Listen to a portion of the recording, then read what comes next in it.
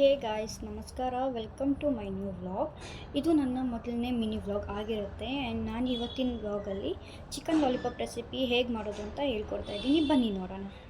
Chicken lollipop ಮಾಡುವ ವಿಧಾನ: ಮೊದಲಿಗೆ ಒಂದು ಸ್ವಲ್ಪ ಅರಿಶಿನ, ಧನಿಯಾ ಪೌಡರ್, ಒಂದು ಸ್ವಲ್ಪ ಖಾರದ ಪುಡಿ, ಗರಂ ಮಸಾಲ, ಪೆಪ್ಪರ್ ಪೌಡರ್, ಶುಂಠಿ ಮತ್ತು ಬೆಳ್ಳುಳ್ಳಿ ಜಚ್ಕೊಂಡಿರೋವಂಥದ್ದು, ಒಂದು ಸ್ವಲ್ಪ ಕಾರ್ನ್ಫ್ಲೋರ್ ಮತ್ತು 1.5 ಸ್ಪೂನಷ್ಟು ಮೈದಾ, ಉಪ್ಪು, ಆಮೇಲೆ ಬಿಳಿಯಲ್ಲಿ ಒಂದು ಸ್ವಲ್ಪ, ಶುಂಠಿ ಬೆಳ್ಳುಳ್ಳಿ ಪೇಸ್ಟ್ 1 ಪ್ಯಾಕೆಟು, ಸ್ವಲ್ಪ ಕರಿಬೇವು, 1 ಮೊಟ್ಟೆ ಮತ್ತು ಒಂದು ಅರ್ಧ ನಿಂಬೆಹಣ್ಣು ಹಾಕಿ ಮಿಕ್ಸ್ ಮಾಡ್ಕೊಳ್ಳಿ.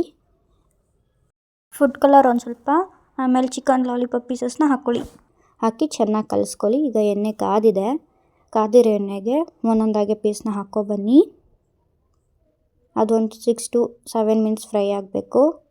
ಆಮೇಲೆ ತೊಗೊಂಡು ಒಂದು ಪ್ಲೇಟಿಗೆ ಹಾಕ್ಕೊಳ್ಳಿ. ನಾನು ಮಾಡಿರೋ ಲಾಲಿಪಾಪ್ ನಿಮ್ಗೆಲ್ಲರಿಗೂ ಇಷ್ಟ ಆಯಿತು ಅಂದರೆ ಲೈಕ್ ಮಾಡಿ, ಕಮೆಂಟ್ ಮಾಡಿ ಆ್ಯಂಡ್ ಶೇರ್ ಮಾಡಿ. Thank you for watching my video. Bye.